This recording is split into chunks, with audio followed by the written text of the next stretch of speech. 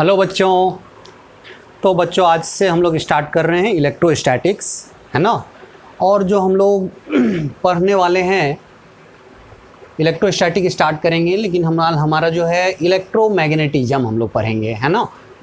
Electromagnetism हमने जो आपका 12th का जो पूरा ब्रांच है, 12th का फिजिक्स का जो ब्रांच है, हमने डिवाइड किया था electromagnetism, optics and modern physics. तो इलेक्ट्रोमैग्नेटिज्म में इतना चैप्टर आता है। इलेक्ट्रोस्टैट पढ़ेंगे, कैपेसिटर पढ़ेंगे, इलेक्ट्रिक करंट पढ़ेंगे, मैग्नेटिज्म पढ़ेंगे। मैग्नेटिज्म को हम 2 चैप्टर में पढ़ेंगे, सोर्स ऑफ मैग्नेटिक फील्ड, है ना, मैग्नेटिक फील्ड और इफेक्ट ऑफ मैग्नेटिक फील्ड। उसके बाद हम लोग पढ़ेंगे electromagnetic induction, EMI, electromagnetic induction, है ना। उसके बाद हम लोग पढ़ेंगे अल्टरनेटिव करंट, और ये आपका पूरा इलेक्ट्रोमैग्नेटिज्म आ जाता है, इलेक्ट्रो एंड मैग्नेटिज्म, है ना। तो यहाँ पे इलेक्ट्रोमैग्नेटिज्म में ये पूरा चैप्टर आ जाता है, और ये यदि आप पूरा पढ़ लेते हो तो फिर आपका बच जाता है मॉडर्न फिजिक्स, ठीक है। तो ये आपका इलेक्ट्रोमैग्नेटिज्म है। तो हम लोग सबसे पहला चैप्टर स्टार्ट कर रहे हैं इलेक्ट्रोस्टैटिक्स, है ना। तो चलिए फटाफट इसको पॉज करके लिख लेंगे, और हम लोग स्टार्ट कर रहे हैं इलेक्ट्रोस्टैटिक्स का ये आपका पहला लेक्चर।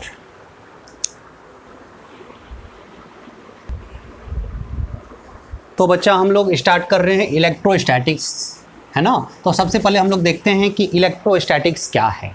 तो आपका ये ब्रांच ऑफ फिजिक्स है, the branch of physics in which we study about the charge at rest is known as electrostatics, है ना। लिखेंगे the branch of physics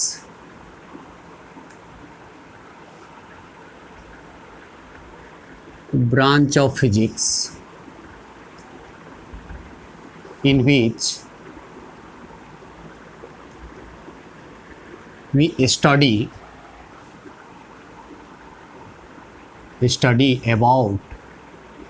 about the charge at rest is known as electrostatics।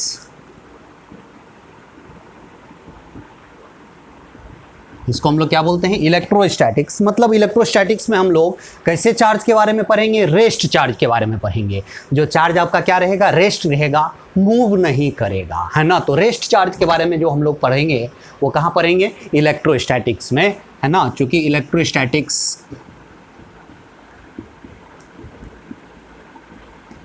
है ना, electrostatics आपका हो गया electro plus statics, है ना। इलेक्ट्रो का मतलब हो गया आपका चार्ज, स्टैटिक्स का मतलब हो गया at rest,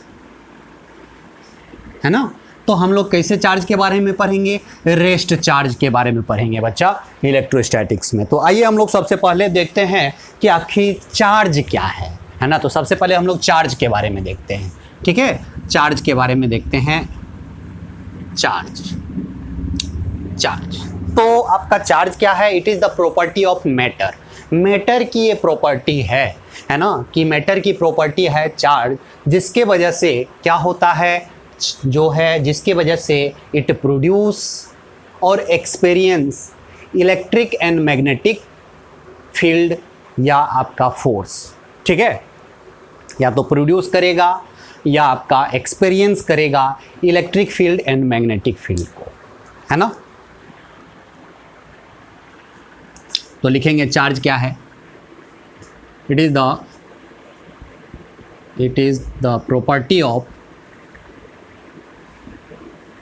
property of matter due to which it produce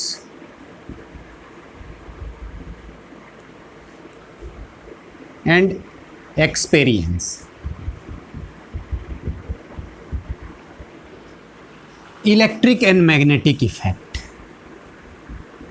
electric and magnetic effect,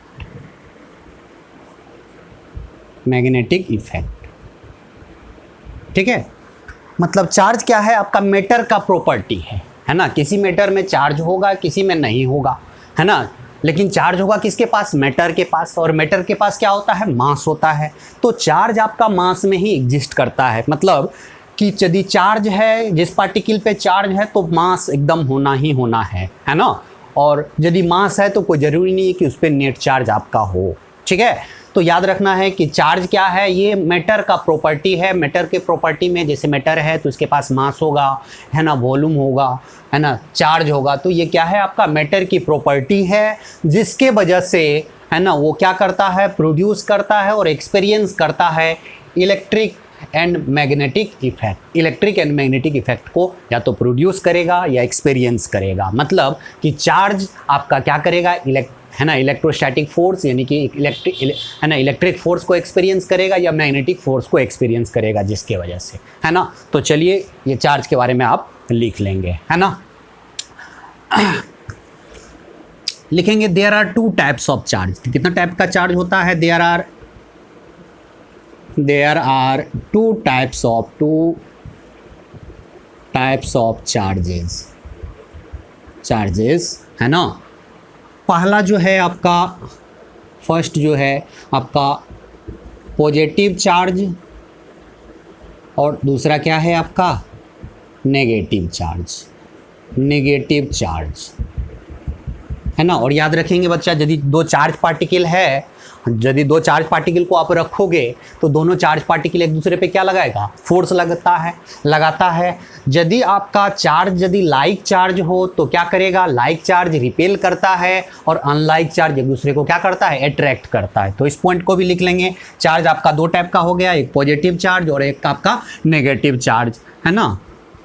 लिखेंगे लाइक चार्ज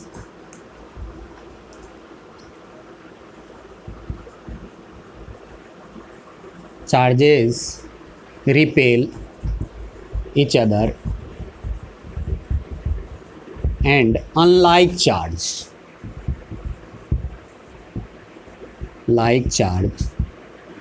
है ना, unlike charges attract each other, ठीक है। तो चलिए फटाफट इसको लिख लेंगे बच्चा। मतलब लाइक चार्ज मतलब सेम नेचर का चार्ज होगा, या तो पॉजिटिव चार्ज होगा तो एक दूसरे को क्या करेगा, रिपेल करेगा, या आपका निगेटिव चार्ज हुआ तो एक दूसरे को क्या करेगा, आपका रिपेल करेगा, है ना। तो लाइक चार्ज आपका रिपेल करता है, और अपोजिट नेचर का चार्ज रहेगा, मतलब अनलाइक चार्ज रहेगा, एक पॉजिटिव और एक निगेटिव रहेगा तो एक दूसरे को क्या करेगा, यहाँ पे अट्रैक्ट करेगा। तो इस बात को ध्यान में रखेंगे बच्चा। तो फटाफट इसको पॉज करके आप लोग लिख लेंगे।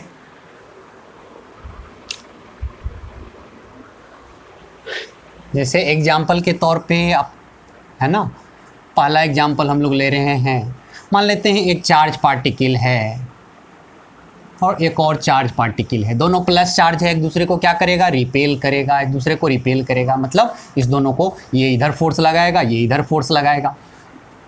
दूसरा, यदि आपका एक निगेटिव है और दूसरा भी आपका क्या है, निगेटिव, तो भी क्या करेगा, यहाँ पे क्या है, लाइक चार्ज एक दूसरे को रिपेल करता है, ये इधर फोर्स लगाएगा, एक इधर फोर्स लगाएगा। और तीसरा जो है आपका क्या है,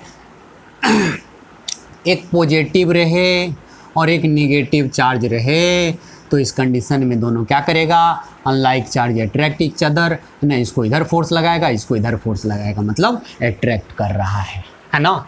चलिए नेक्स्ट हम लोग लिखते हैं यूनिट ऑफ चार्ज,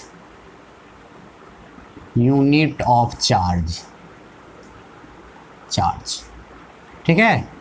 तो सबसे पहले लिखेंगे SI unit of charge is coulomb होता है, कूलम।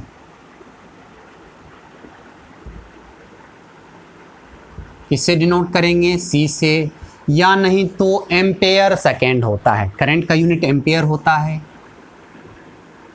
Ampere second,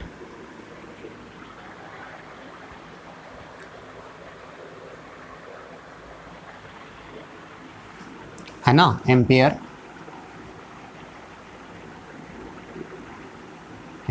second. याद रखेंगे बच्चा, 1 coulomb is equals to 1 ampere second होता है, एम्पेयर सेकेंड, ठीक है। याद रखेंगे इस बात को। ये आपका कौन सा यूनिट हो गया, एसआई यूनिट। सीजीएस यूनिट में होता है, सीजीएस यूनिट में, सीजीएस यूनिट का मतलब आपका क्या हो गया कि आप लेंथ को सेंटीमीटर में, वेट को आपका है ना, मास को ग्राम में और टाइम को सेकंड में मेजर करते हैं इन सीजीएस यूनिट, है ना। इन सीजीएस यूनिट या CGS unit of charge is आपका होता है स्टेट कूलम।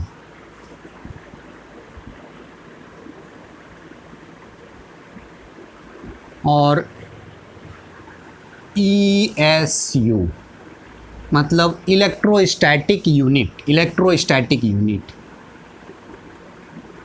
इलेक्ट्रोस्टैटिक यूनिट, ठीक है, इलेक्ट्रोस्टैटिक यूनिट स्टेट कूलम या ESU होता है ना। याद रखेंगे बच्चा, 1 coulomb is equal to 3 × 10⁻⁹ stat coulomb या ESU, ESU है ना, इलेक्ट्रोस्टैटिक यूनिट, इलेक्ट्रोस्टैटिक यूनिट। एक और अनदर यूनिट होता है, अनदर यूनिट ऑफ चार्ज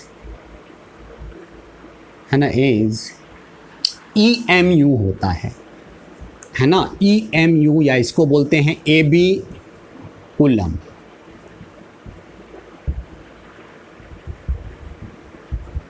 और इसको बोलते हैं EMU मतलब इलेक्ट्रोमैग्नेटिक यूनिट,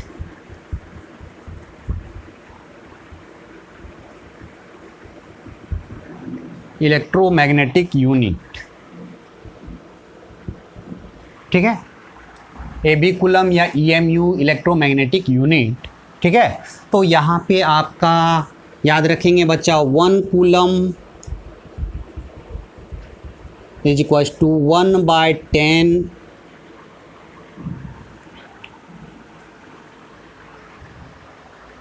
है ना, 1/10 EMU।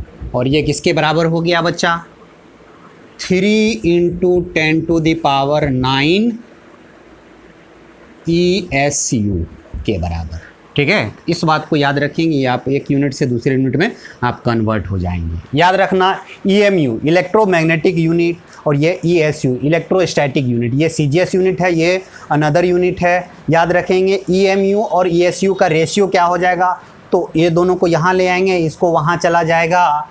तो याद रखेंगे बच्चा, ऊपर थोड़ा सा मिटा रहे हैं,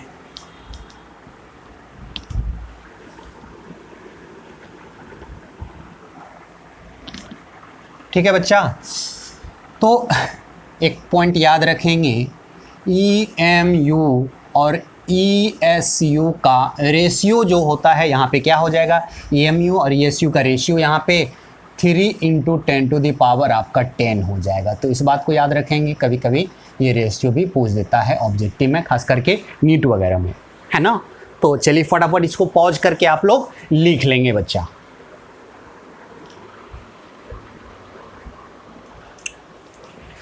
चलिए बच्चा, हम लोग है ना स्टार दे करके एक पॉइंट लिखेंगे charge can not exist without mass but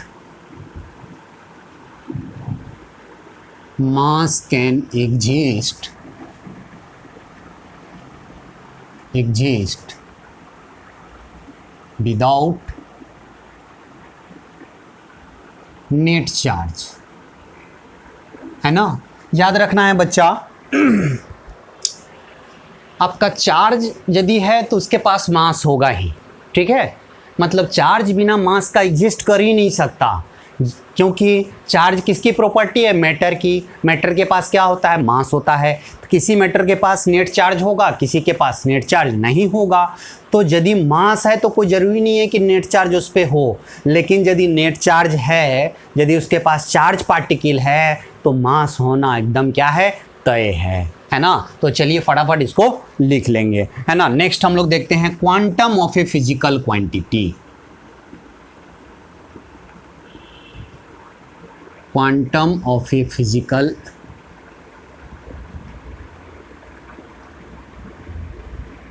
quantity, किसी फिजिकल क्वांटिटी का quantum, quantum of a physical quantity लिखेंगे the minimum amount of, the minimum amount of any physical quantity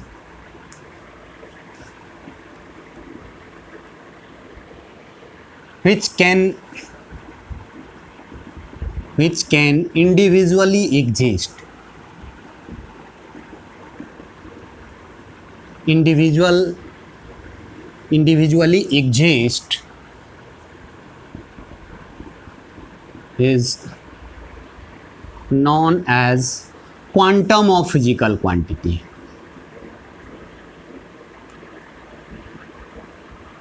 है ना, of physical quantity, quantum of that physical quantity लिखेंगे, that physical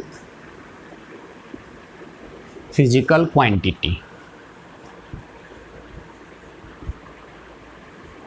ठीक है, मतलब quantum of physical quantity, किसी physical quantity का quantum क्या होगा, तो याद रखेंगे उस फिजिकल क्वांटिटी का सबसे मिनिमम अमाउंट, ठीक है, जो कि इंडिविजुअली एग्जिस्ट करे, उसको हम लोग क्या बोलेंगे, क्वांटम ऑफ फिजिकल क्वांटिटी, है ना। जैसे एग्जाम्पल के तौर, है ना, एग्जाम्पल के तौर पे quantum of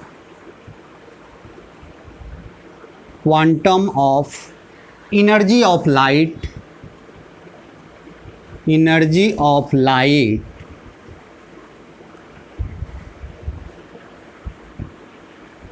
light of frequency याद रखेंगे, लाइट आपका वेव है और वेव का क्या होता है, फ्रीक्वेंसी, है ना, F. Quantum of energy of light of frequency F is आपका क्या होता है, एच एफ, है ना, एच एफ होता है। ठीक है, where H is a Planck's constant, where H is a Planck's constant, Planck's constant. ठीक है, आपका क्या है, प्लांक्स कांस्टेंट। फिर है ना, एच का वैल्यू है ना बता देंगे। चलिए एक और लिख लेते हैं, क्वांटम यानी कि वो लाइट जिसकी फ्रीक्वेंसी एफ हो, है ना, जिसकी फ्रीक्वेंसी एफ हो, है ना, और लाइट के पास क्या होता है आपका एनर्जी, तो एनर्जी का सबसे मिनिमम अमाउंट क्या होगा, एच एफ होगा, है ना। इससे कम एनर्जी नहीं हो सकता है ना, इससे कम एनर्जी आपका लाइट के पास नहीं हो सकता है जिसकी फ्रीक्वेंसी क्या हो, एफ हो। मतलब हम लोग आगे जाकर के जब हम लोग पढ़ेंगे मॉडर्न फिजिक्स, है ना, तो हम लोग पढ़ेंगे कि लाइट जो है पार्टिकल से मिलके बना होता है ना, जिस पार्टिकल को हम लोग फोटोन बोलते हैं, और इसको हम लोग बोलते हैं एनर्जी ऑफ फोटोन, है ना। मतलब लाइट जो है आपका, है ना, हम लोग पढ़ेंगे मॉडर्न फिजिक्स में फोटो इलेक्ट्रिक इफेक्ट में लाइट का पार्टिकल नेचर हम लोग पढ़ेंगे, जिसमें पढ़ेंगे कि लाइट जो है आपका पार्टिकल से मिलके बना होता है, जिस पार्टिकल से मिलके बना होता है उसको हम लोग क्या बोलते हैं, फोटोन बोलते हैं, और उसी एक फोटोन की एनर्जी है एच एफ, और इसी को हम लोग क्या बोलेंगे, quantum of energy of light of frequency F, यानी कि एफ एनर्जी, है ना, एफ फ्रीक्वेंसी वाले लाइट के एनर्जी का क्वांटम जो है वो क्या है, एच एफ, और इसी को हम लोग क्या के नाम से जानते हैं, फोटोन। एक फोटोन की एनर्जी है, एनर्जी ऑफ फोटोन है। समझ में आया बच्चा? चलिए अब हम लोग देखते हैं, आप लोग पढ़े होंगे बोर्स, है ना, बोर्स मॉडल पढ़े होंगे, उसमें पढ़े होंगे कि बोर्स मॉडल क्या बोलता है कि आपका इलेक्ट्रॉन उसी ऑर्बिट में घूमेगा जिस ऑर्बिट का एंगुलर मोमेंटम क्वांटाइज हो, मतलब, है ना, h/2 पाई का मल्टीपुल हो, क्या हो, h/2 पाई का मल्टीपुल है। मतलब कि इलेक्ट्रॉन जो घूमेगा, है ना, सबसे minimum amount of angular momentum आपका ये होगा, है ना, जब भी होगा तब इसी के मल्टीपुल में होगा। समझ में आया बच्चा? जो भी होगा सबसे मिनिमम अमाउंट यही है, और जो भी होगा अब क्या होगा, इसके मल्टीपुल में होगा, 1 टाइम्स ऑफ h/2, है ना, 2 पाई, 2 times of h/2 pi, 3 times of h/2 पाई, है ना। तो इस तरह से हम लोग पढ़े होंगे, आप लोग केमिस्ट्री में, है ना। तो वो आपका यहाँ पे हम लोग लिखते हैं quantum of angular momentum, quantum of angular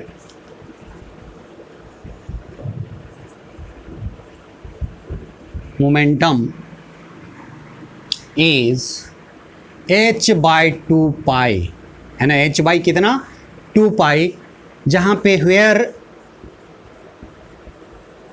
h क्या है आप लोग जानते हैं, पहले बता चुके हैं, where h is Planck's constant है, और इसका जो वैल्यू होता है याद रखेंगे 6.625 इंटू 10⁻⁻34, है ना, kg/m², आपका इसका यूनिट होता है 6.625 इंटू 10⁻⁻34 kg/m²। ये आपका सबसे मिनिमम अमाउंट ऑफ क्या हो गया, एंगुलर मोमेंटम, है ना।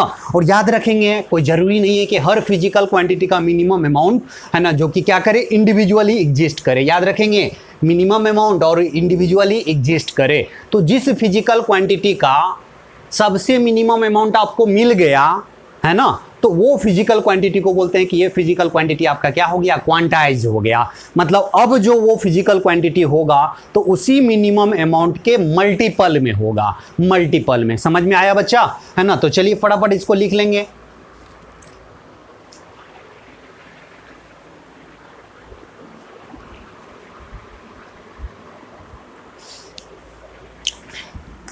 लिखेंगे द फिजिकल क्वांटिटी, स्टार दे करके, the physical quantity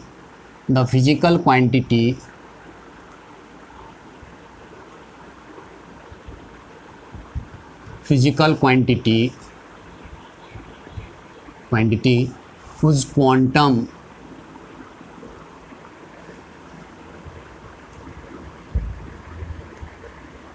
is possible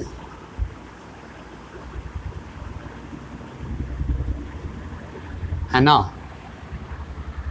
the physical quantity whose quantum is possible is said to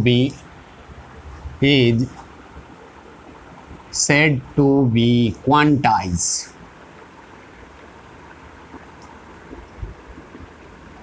क्या बोलेंगे हम लोग बच्चा, वो आपका क्वांटाइज है। मतलब जिस फिजिकल क्वांटिटी का क्वांटम आपका पता चल गया, पॉसिबल है ना, निकल गया, तो क्या बोलेंगे, वो फिजिकल क्वांटिटी आपका क्या है, क्वांटाइज है। मतलब अब वो फिजिकल क्वांटिटी का मैग्नीट्यूड जो होगा उसी क्वांटम के मल्टीपल में होगा, है ना, याद रखेंगे बच्चा, ठीक है। तो उसी, है ना, क्वांटम के मल्टीपल में उस फिजिकल क्वांटिटी का मैग्नीट्यूड होगा, याद रखेंगे इस बात को, है ना।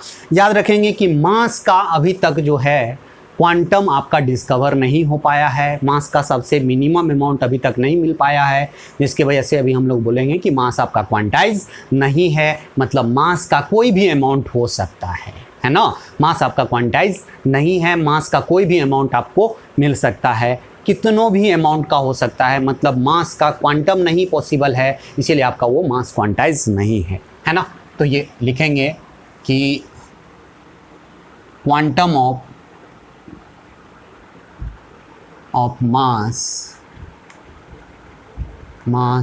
is not yet discovered, so mass is not quantized,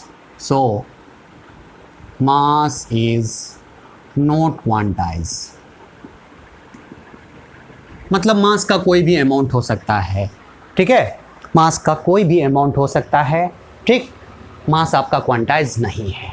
और याद रखेंगे चार्ज आपका क्वांटाइज्ड है, याद रखेंगे चार्ज का सबसे मिनिमम अमाउंट जो होता है ना, उसको हम लोग इलेक्ट्रॉनिक चार्ज बोलते हैं, जिसका वैल्यू आपका ±E के बराबर होता है। तो लिखेंगे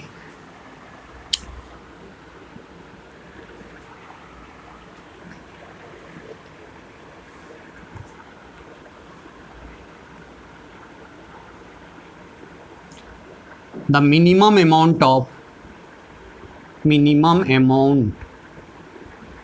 of charge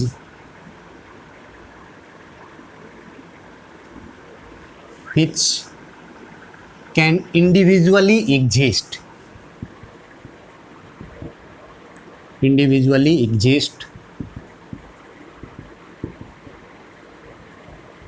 individually exist and is electronic charge, is electronic charge.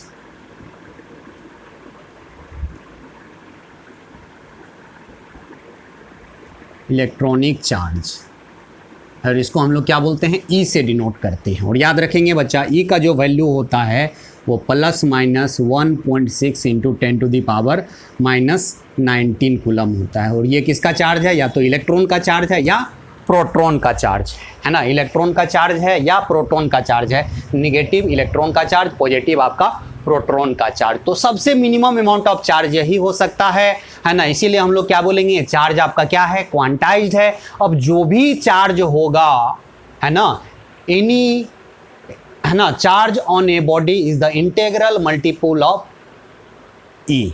समझ में आया बच्चा? दैट इज है ना,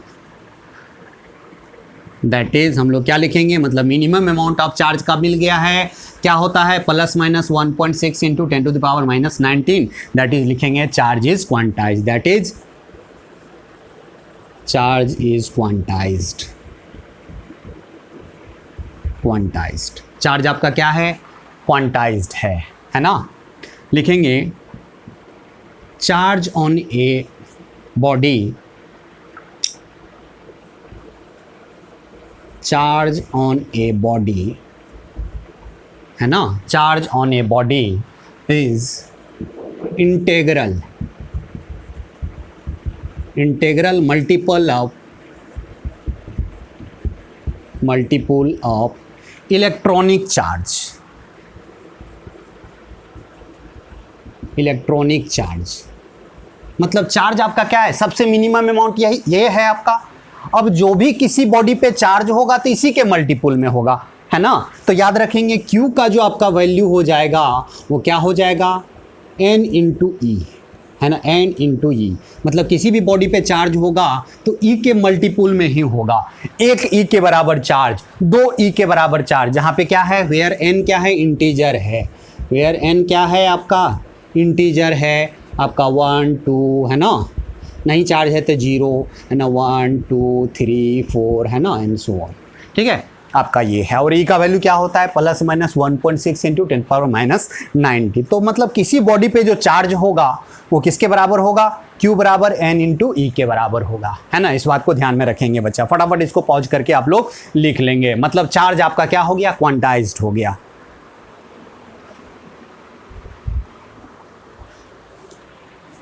लिखेंगे स्टार दे करके,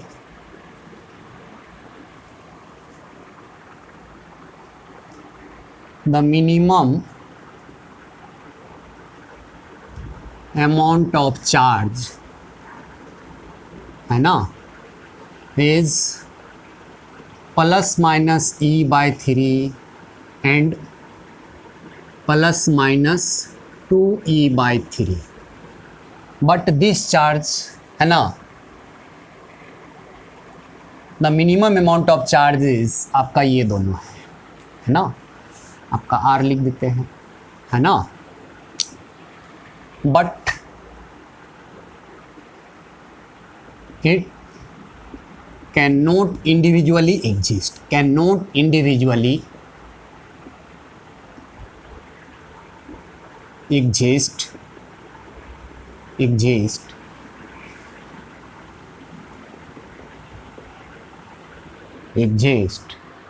this charge, this amount of charge is known as quarks। क्या बोलते हैं बच्चा, क्वार्क्स बोलते हैं, क्वार्क्स। ठीक है, इस आपका हमने बोला कि सबसे मिनिमम अमाउंट क्या है आपका, ई है। बोला क्या कि इससे भी मिनिमम अमाउंट है, पॉसिबल है, ±E/3 है एंड ±2E/3। मतलब ई से भी मिनिमम अमाउंट चार्ज पॉसिबल है, लेकिन ये दोनों इंडिविजुअली एग्जिस्ट नहीं करता है। और इसको हम लोग क्या बोलते हैं, क्वार्क बोलते हैं, क्वार्क।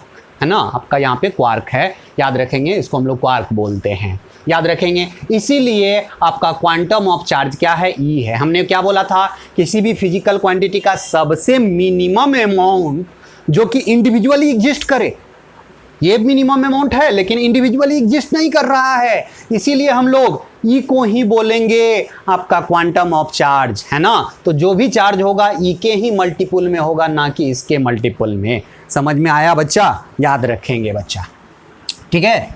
और इसी को हम लोग क्या बोलते हैं, क्वार्क बोलते हैं, है ना।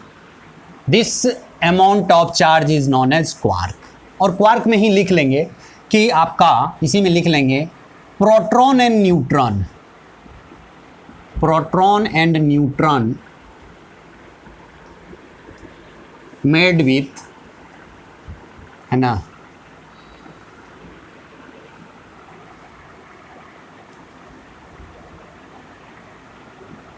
मेड विथ क्वार्क,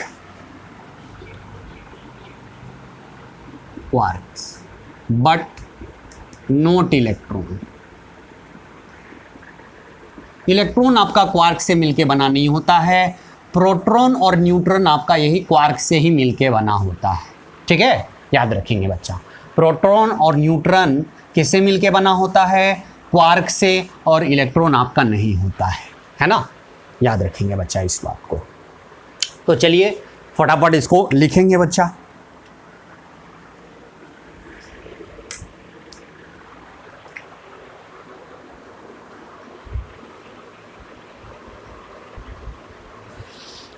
जैसे बच्चा आप देखेंगे प्रोटॉन, प्रोटॉन पे जो आपका चार्ज होता है प्लस ही होता है, और ये आपका 3 क्वार्क से मिलके बना होता है। कौन कौन, 2e/3, एक क्वार्क ये हो गया, एक और क्वार्क 2e/3, और एक और क्वार्क आपका क्या चीज़, -e/3 से आपका मिलके बना होता है। तो इसी तरह से आपका, है ना, न्यूट्रॉन भी आपका किससे मिलके बना होता है,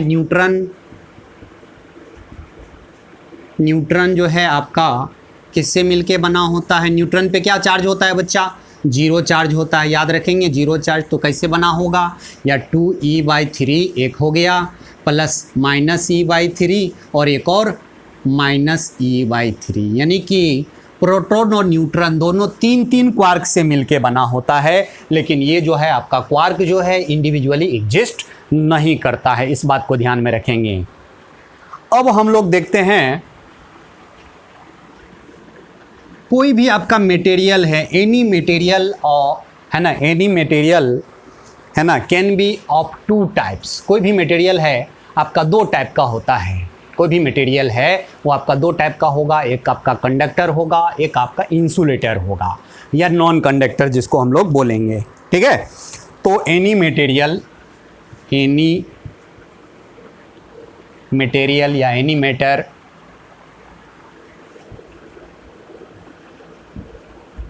मटेरियल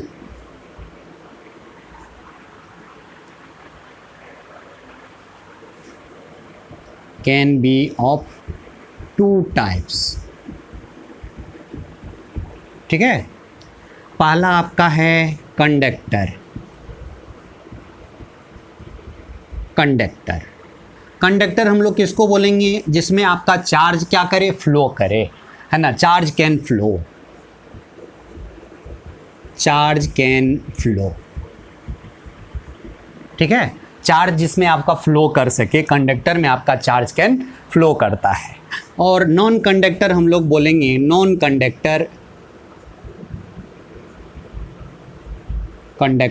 और इसी को हम लोग क्या बोलते हैं, और इसी को हम लोग इंसुलेटर बोलते हैं, इंसुलेटर, जिसमें charge can not flow freely,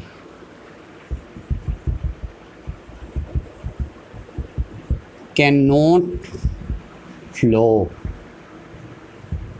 आपका चार्ज आपका फ्लो नहीं करे इनसाइड इट, है ना, इनसाइड इट। और यहाँ पर भी लिख देंगे फ्लो इनसाइड, मतलब आपका चार्ज अंदर में फ्लो करे तो आपका क्या बोलेंगे, कंडक्टर, कंडक्टर क्या है, कंडक्टर के अंदर आपका चार्ज का फ्लो होता है, और इंसुलेटर या कंडक्टर के अंदर, ये नॉन कंडक्टर के अंदर आपका चार्ज का फ्लो नहीं होता है। तो चलिए फटाफट इस बात को लिख लेंगे पॉज करके। चलिए बच्चा, हम लोग पहले चार्ज पार्टिकल देखते हैं। Charge particle, charge particle, particles. पहला हम लोग इलेक्ट्रॉन देखते हैं। इलेक्ट्रॉन, ठीक है।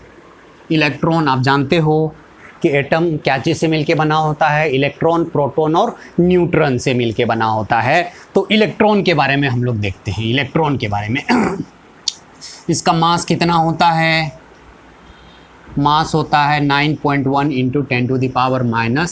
10⁻³ kg होता है इलेक्ट्रॉन। किसका मास, इलेक्ट्रॉन का मास। इसका चार्ज कितना होता है इस पार्टिकल पे, इलेक्ट्रॉन पे, याद रखेंगे इसको हम लोग -c से डिनोट करेंगे। चार्ज होता है -1.6 × 10⁻⁻19 कूलम। मतलब इलेक्ट्रॉन का ही चार्ज जो होता है सबसे मिनिमम अमाउंट होता है। याद रखेंगे इलेक्ट्रॉन के चार्ज के मल्टीपल में ही किसी बॉडी पे चार्ज होगा, या प्रोटॉन के चार्ज के मल्टीपल में होगा, है ना।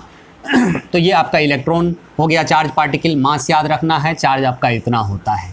दूसरा आपका क्या है, प्रोटॉन।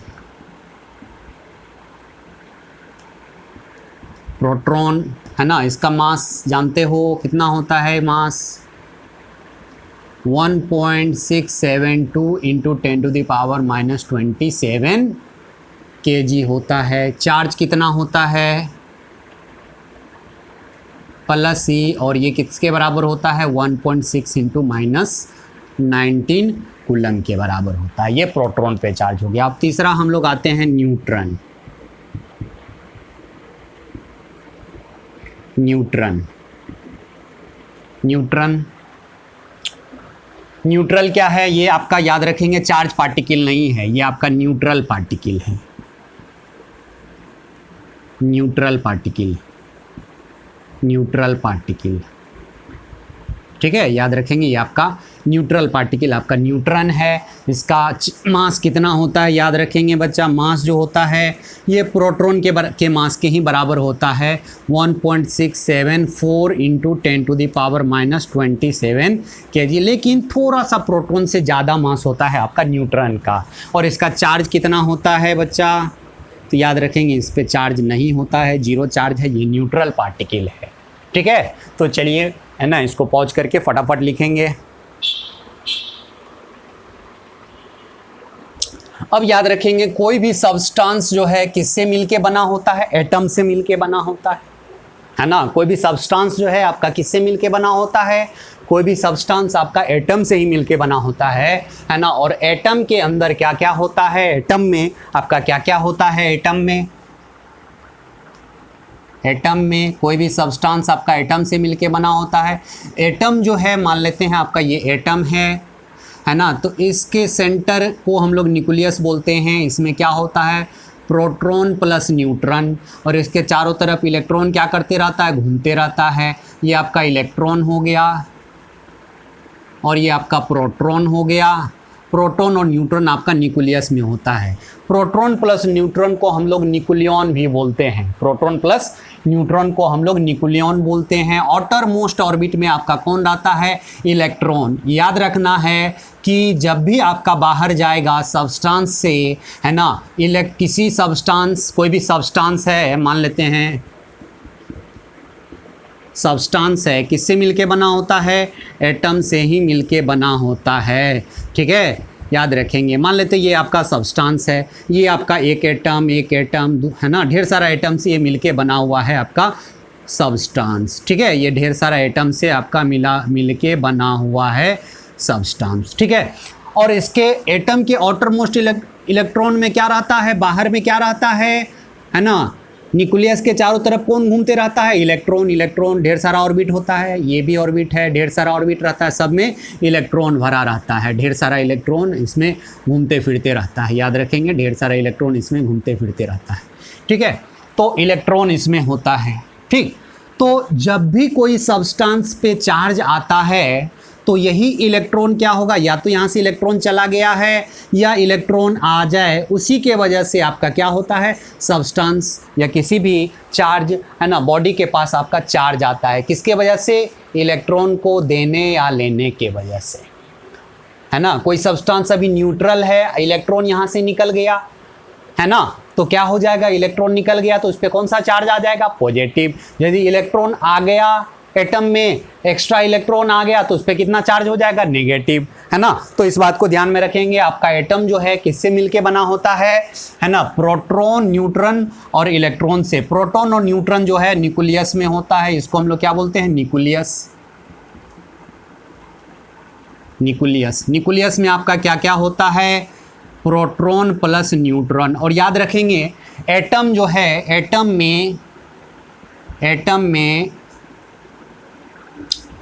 में न्यूट्रल एटम है ना, न्यूट्रल एटम है,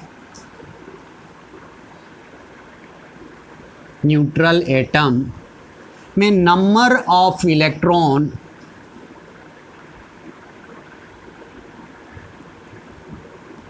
बराबर नंबर ऑफ क्या होता है, प्रोटॉन होता है। प्रोटॉन, जितना नंबर ऑफ इलेक्ट्रॉन होगा उतना ही नंबर ऑफ क्या होगा, प्रोटॉन होगा। और नंबर ऑफ है ना, प्रोटॉन को ही हम लोग क्या बोलते हैं, एटॉमिक नंबर। एटॉमिक नंबर, इसको हम लोग क्या चीज़ से डिनोट करते हैं, जेड से, है ना। और मास नंबर क्या होता है, मास नंबर बच्चा याद रखेंगे, आप लोग पढ़ चुके होंगे। मास नंबर है ना, हम लोग बोलते हैं number of proton plus number of neutron, है ना। यानी कि मास नंबर जो है, number of proton plus neutron के नंबर को हम लोग क्या बोलते हैं, मास नंबर। ठीक है, मास नंबर जो है क्या क्या है, number of proton plus number of neutron.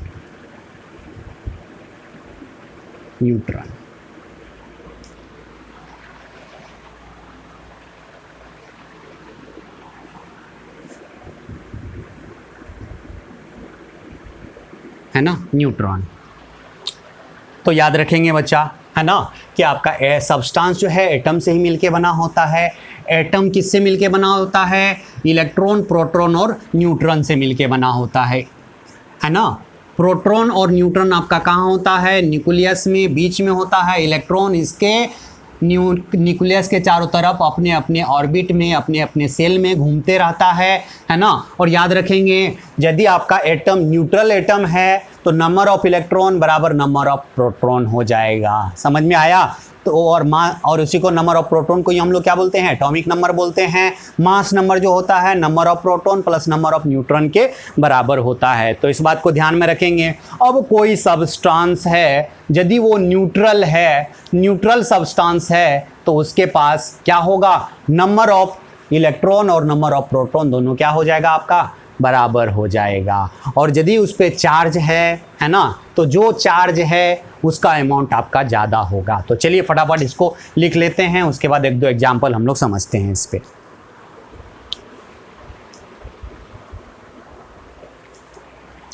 लिखेंगे स्टार दे करके,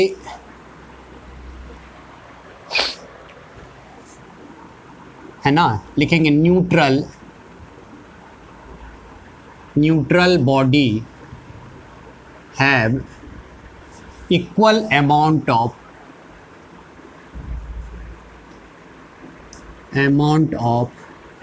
positive and negative charge. Positive and negative charge. ठीक है, मतलब कोई भी न्यूट्रल बॉडी है तो उसमें equal amount of positive charge होगा और नेगेटिव चार्ज होगा, और दोनों जब ऐड होगा तो आपका क्या हो जाएगा, आपका नेट चार्ज आपका 0 हो जाएगा। एग्जाम्पल के तौर पे हम लोग यहाँ पे देखते हैं, इन Na एटम, कौन सा एटम, Na एटम में देखते हैं सोडियम एटम है आपका। ठीक है, तो सोडियम एटम में है ना, नंबर ऑफ इलेक्ट्रॉन कितना होता है, नंबर ऑफ इलेक्ट्रॉन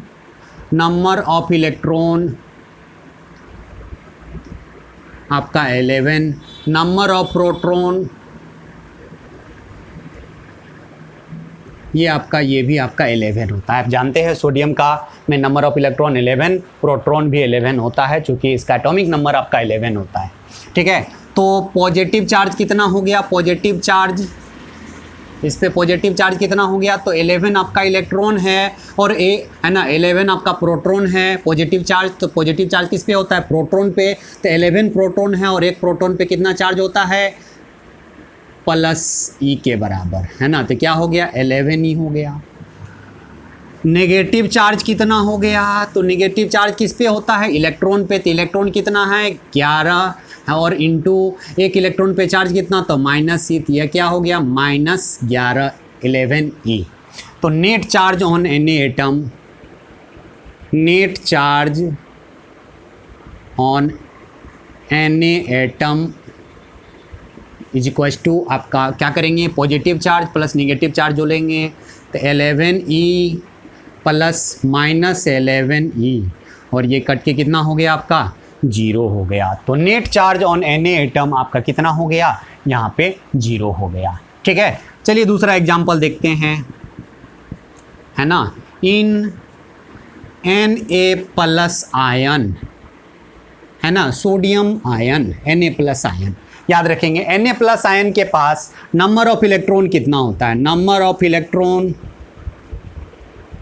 आपका कितना है, एक इलेक्ट्रॉन यहाँ से निकल गया है, तो टोटल इलेक्ट्रॉन कितना बचा, 10। And number of proton, number of proton याद रखेंगे, एटम में प्रोटॉन का अमाउंट क्या होता है, फिक्स होता है। प्रोटॉन आपका इधर से उधर नहीं जाता है। प्रोटॉन चूँकि हाईली कहाँ होता है, हाईली सेफ्टी के साथ, है ना, कहाँ होता है, न्यूक्लियस में होता है, इसीलिए न्यूक्लियस से आपका प्रोटॉन या न्यूट्रॉन आपका निकलता नहीं है ना। इन जनरल, है ना, जो निकलेगा या आपका प्रोटॉन न्यूट्रॉन आपका निकलेगा तो वो आपका न्यूक्लियर रिएक्शन में होता है, वो रेयर प्रोसेस होता है ना, जनरली वो होता नहीं है ना। तो याद रखेंगे नंबर ऑफ इलेक्ट्रॉन आपका 10 है, नंबर ऑफ प्रोटॉन ये आपका 11 है ही, है ना। तो पॉजिटिव चार्ज कितना हो गया बच्चा, पॉजिटिव चार्ज 11e हो गया। नेगेटिव चार्ज कितना हो गया, चूँकि इलेक्ट्रॉन तो आपका 10 ही है तो -10e हो गया। नेट चार्ज, नेट चार्ज कितना हो गया बोलेंगे, है ना, 11e plus -10e is equal to क्या हो गया आपका, e प्लस ई, है ना, प्लस ई, मतलब एक इलेक्ट्रॉनिक चार्ज के बराबर होगा। और ई का वैल्यू तो आप जानते ही हो कितना होता है, प्लस 1.6 इंटू 10⁻⁻19 कूलम, है ना। तो आपका याद रखेंगे, हम लोग चार्ज जो निकालेंगे, किसी बॉडी पे चार्ज जो होगा वो क्या करेंगे, हम लोग टोटल चार्ज जोड़ के निकाल लेंगे, है ना। तो न्यूट्रल बॉडी है, तो न्यूट्रल बॉडी का मतलब होता है ना, कि जितना उस पर पॉजिटिव चार्ज है उतना ही क्या है, नेगेटिव चार्ज है ना। कोई बॉडी न्यूट्रल है, इसका मतलब उस पर पॉजिटिव चार्ज और नेगेटिव चार्ज दोनों आपका क्या है, बराबर है इसका, है ना। न्यूट्रल बॉडी का मतलब उस पर चार्ज पार्टिकल नहीं है, ऐसा नहीं सोचेंगे, चार्ज पार्टिकल तो है लेकिन टोटल, है ना, पॉजिटिव चार्ज और टोटल नेगेटिव चार्ज दोनों क्या है, बराबर है। तो दोनों एक दूसरे को क्या कर दिया, कैंसिल, और नेट चार्ज हमारा क्या हो गया, 0 हो गया। तो इस बात को ध्यान में रखेंगे, फटाफट इसको पॉज करके आप लोग लिख लेंगे।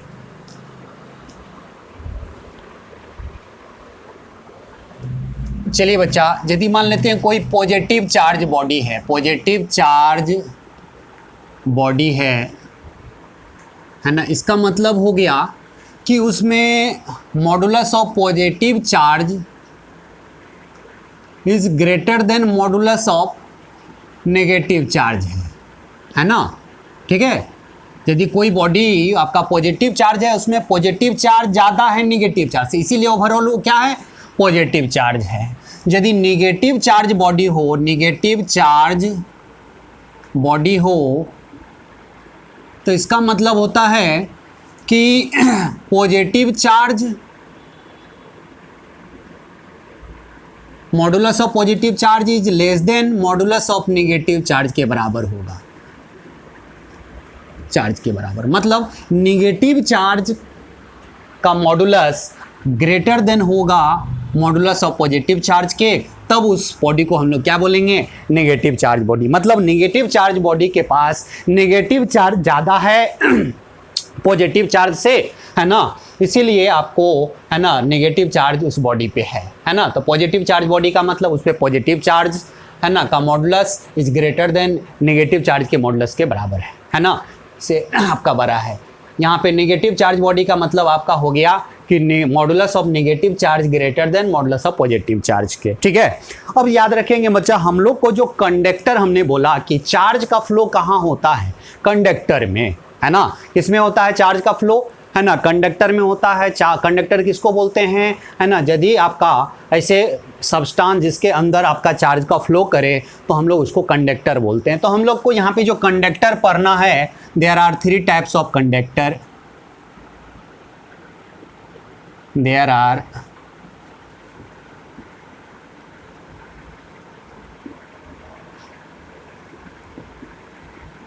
3 टाइप्स ऑफ कंडक्टर। कंडक्टर आपका पहला है मेटल, दूसरा है इलेक्ट्रोलाइट, है ना। दूसरा क्या है बच्चा आपका इलेक्ट्रोलाइट,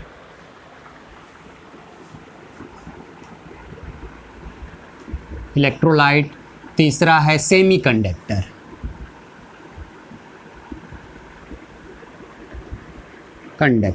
और तीनों में है ना बॉडी के अंदर आपका क्या करता है, चार्ज का फ्लो होता है तीनों में, इसीलिए तीनों को हम लोग क्या बोलेंगे, कंडक्टर बोलेंगे, है ना। इलेक्ट्रोलाइट, मेटल और सेमी कंडक्टर, है ना, इलेक्ट्रोलाइट, मेटल और सेमी कंडक्टर। तो चलिए देखते हैं, हम लोग चार्ज कैरियर देख रहे हैं। चार्ज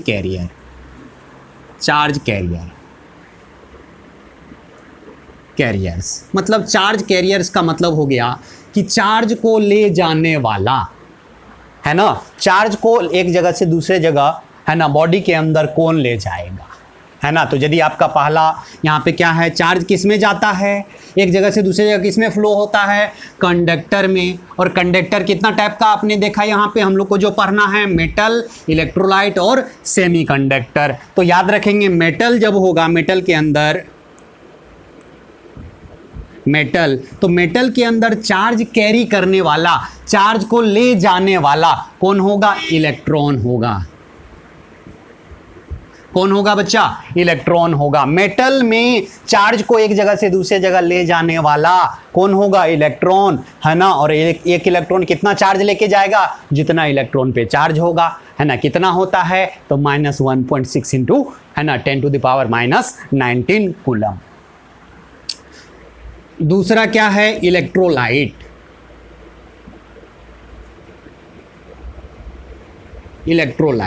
इलेक्ट्रोलाइट में आपका चार्ज ले जाने वाला, एक जगह से दूसरे जगह जो जाता है चार्ज लेकर के वो क्या होता है, यहाँ पे आयंस होता है, आयंस।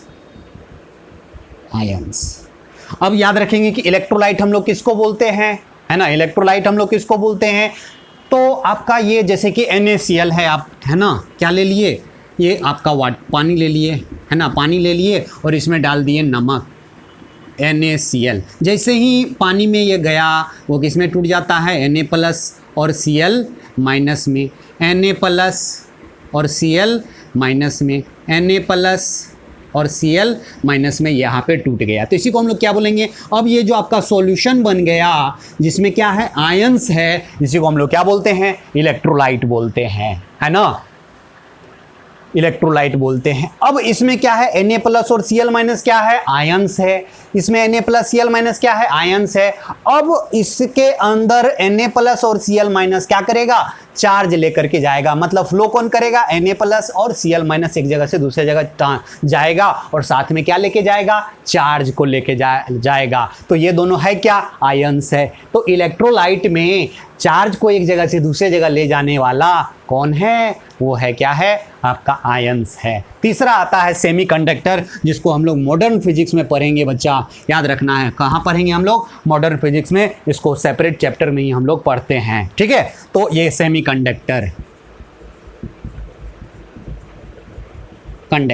सेमीकंडक्टर में आपका चार्ज को एक जगह से दूसरे जगह ले जाने वाला आपका इलेक्ट्रॉन्स एंड होल्स होता है।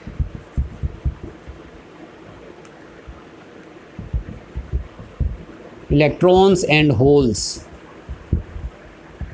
ठीक है। इलेक्ट्रॉन्स एंड होल्स होता है चार्ज को एक जगह से दूसरी जगह ले जाने वाला, है ना। सेमीकंडक्टर में हम लोग बताएंगे कि होल्स क्या है और इलेक्ट्रॉन तो आप जानते ही हो। होल्स बोलते हैं हम लोग, होल बोलते हैं हम लोग डिफिशियंसी ऑफ इलेक्ट्रॉन, जहाँ पे इलेक्ट्रॉन की कमी हो गई है उसको हम लोग होल्स बोलेंगे, और जहाँ इलेक्ट्रॉन है उसको क्या बोलेंगे, इलेक्ट्रॉन्स। तो आपको चार्ज को एक जगह से दूसरी जगह ले जाने के लिए कौन होगा, इलेक्ट्रॉन्स और होल्स होगा, है ना। समझ में आया बच्चा। तो ये सेमीकंडक्टर, और इसको हम लोग सेपरेट चैप्टर में मॉडर्न फिजिक्स में ही पढ़ेंगे काफ़ी डिटेल से। तो अभी हम लोग मैक्सिमम चांस में आपका आएगा यहाँ पे मेटल, और जब हम लोग करंट पढ़ेंगे तो वहाँ पे बैटरी जब पढ़ेंगे तो उसमें थोड़ा सा इलेक्ट्रोलाइट आएगा, ठीक है। तो चलिए बच्चा फटाफट इसको पॉज करके आप लोग लिख लेंगे। अच्छा चलिए बच्चा, हमने बताया कि मेटल में जो चार्ज कैरी करने वाला होता है वो क्या होता है, आपका इलेक्ट्रॉन। तो यदि मेटल पे आप चार्ज का एक्सचेंज जो होने का मतलब है, a metal can exchange charge by giving और टेकिंग ऑफ इलेक्ट्रॉन। मतलब आपका मेटल में चार्ज का जो एक्सचेंज होगा इलेक्ट्रॉन के देन लेन से, है ना, बाय गिविंग और टेकिंग ऑफ इलेक्ट्रॉन, है ना। आपका मेटल में चार्ज का एक्सचेंज, आप इलेक्ट्रॉन दोगे या इलेक्ट्रॉन उसे ले लोगे, उस बेसिस पे उसके पास क्या आएगा, है ना, मेटल के पास आपका चार्ज आएगा। तो चलिए क्वेश्चन हम लोग यहाँ पे दिए हुए हैं, दिया हुआ है identical neutral metallic sphere are given charges 5 coulomb and -5 coulomb respectively, compare their new masses, है ना। एक स्फीयर था जिसका मास m है, और इसी, है ना, 3 आइडेंटिकल स्फीयर लिया, तीनों का इनिशियली जब न्यूट्रल था तो मास क्या था, सेम था, है ना। इस पे आपका कौन सा चार्ज हो गया, पॉजिटिव मान लेते हैं। अब मास इसका हो गया m1, अब इसका मास क्या हो गया, m2। पहले तीनों क्या था, आपका आइडेंटिकल स्फीयर है, सेम मटेरियल का बना हुआ, है ना। तो जब न्यूट्रल होगा तो तीनों का मास क्या होगा, सेम। इस पे चार्ज क्या है, पॉजिटिव, इस पे चार्ज क्या है, नेगेटिव। तो नेगेटिव चार्ज का मतलब क्या हुआ है, इलेक्ट्रॉन इसमें आया है ना। नेगेटिव चार्ज का मतलब इसमें इलेक्ट्रॉन ऐड हुआ है, और पॉजिटिव चार्ज का मतलब इलेक्ट्रॉन इससे निकल गया है। और इसमें ये तो न्यूट्रल है, इसमें number of electron number of proton same है, याद रखेंगे, है ना। तो इसमें मास किसका ज़्यादा होगा, तो इसमें इलेक्ट्रॉन दिया, है ना, इसमें क्या लिया, इसमें इलेक्ट्रॉन दिया, इलेक्ट्रॉन इसमें ऐड हुआ, ऐड इलेक्ट्रॉन,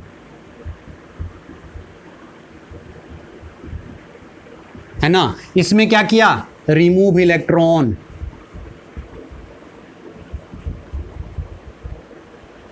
है ना। और इसमें तो आपका न्यूट्रल ही है ना। तो याद रखेंगे इलेक्ट्रॉन आया तो साथ में मास भी लाया, कितना, 9.1 इंटू 10⁻31, है ना। हमने क्या बोला कि charge can not exist without mass. यदि चार्ज गया है ना, इलेक्ट्रॉन यहाँ पे गया है तो साथ में मास भी लेके गया है, तो इलेक्ट्रॉन ऐड हुआ तो मास भी आया, इसके पास मास बढ़ गया। इसके पास पॉजिटिव चार्ज है, इलेक्ट्रॉन इससे निकला, है ना। इसका मतलब पॉजिटिव चार्ज तभी बनेगा जब इसे इलेक्ट्रॉन निकला होगा, रिमूव हुआ होगा। तो जैसे ही इलेक्ट्रॉन रिमूव हुआ तो मास भी लेके गया, तो मास इसका क्या हो गया, कम हो गया, है ना।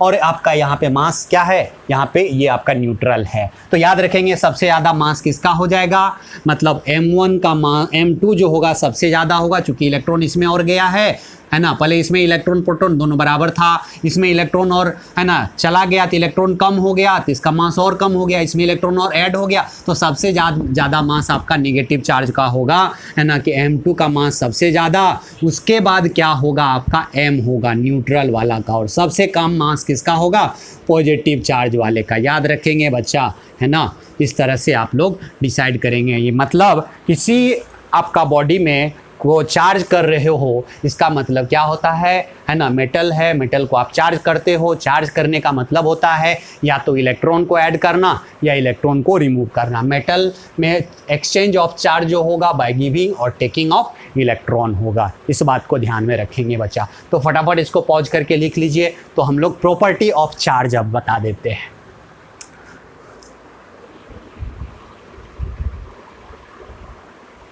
नेक्स्ट लिखते हैं प्रॉपर्टीज ऑफ चार्ज।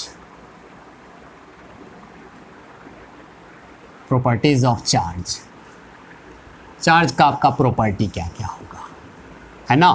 तो चलिए पहला लिख लेते हैं आपका चार्ज जो है आपका क्या होता है बच्चा, कंजर्व होता है। चार्ज इज कंजर्व मतलब चार्ज को, है ना, किसी आइसोलेटेड बॉडी हो उस पर आप ना तो चार्ज को क्रिएट कर सकते हो, ना आपको क्या कर सकते हो, डिस्ट्रॉय कर सकते हो। तो चार्ज आपका क्या होता है, कंजर्व होता है ना। चलिए हम 4 पॉइंट यहाँ पे लिख देते हैं, इसको सेपरेट हम लोग अगले क्लास में एक्सप्लेन करेंगे।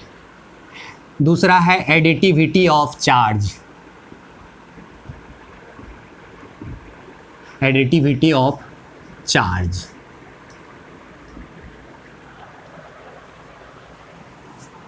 है ना, additivity of charge.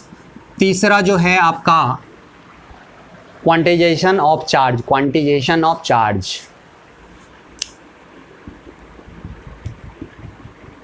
Quantization of charge मतलब चार्ज आपका क्या होता है, क्वांटाइज होता है। एडिटिविटी ऑफ चार्ज, चार्ज आपका एडिटिव होता है ना। मान लो किसी सिस्टम पे ढेर सारा चार्ज पार्टिकल है, Q1 Q2 Q3, है ना, तो नेट चार्ज क्या होगा, सबका सम के बराबर होगा।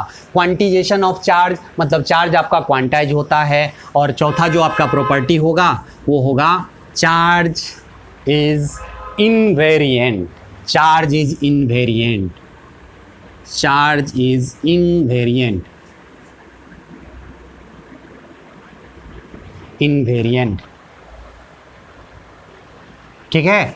चार्ज आपका इनवेरिएंट है मतलब चार्ज जो है वेलोसिटी पे डिपेंड नहीं करता है। जैसे कोई भी, है ना, मास है, मास आपका वेलोसिटी पे डिपेंड करता है ना। यदि आपका किसी, है ना, कोई बॉडी है उसको डिफरेंट वेलोसिटी से आप फेंकोगे, लाइट के कंपेरेबल वेलोसिटी यदि देने लगोगे तो उसका मास क्या होता है, चेंज होने लगता है ना। तो आपका मास वेरिएंट होता है, चार्ज लेकिन इनवेरिएंट होता है। तो ये चारों प्रॉपर्टी को हम लोग सेपरेट, है ना, एक्सप्लेन करेंगे अगले क्लास में। थोड़ा सा लंबा हो गया है वीडियो लेक्चर, इसीलिए हम, है ना, यहीं पे स्टॉप करते हैं। अगले क्लास में हम लोग, है ना, प्रॉपर्टी ऑफ चार्ज को एक्सप्लेन करेंगे और method of formation of charge बताएंगे और फिर स्टार्ट करेंगे कूलम्स लॉ, है ना। तो method of formation of charge मतलब चार्ज का हम लोग फॉर्मेशन कैसे करेंगे, किसी बॉडी को चार्ज कैसे करेंगे, उस पर चार्ज कैसे लाएंगे, उसका कौन सा प्रोसेस होगा। तो चलिए हम लोग मिलते हैं अगले क्लास में।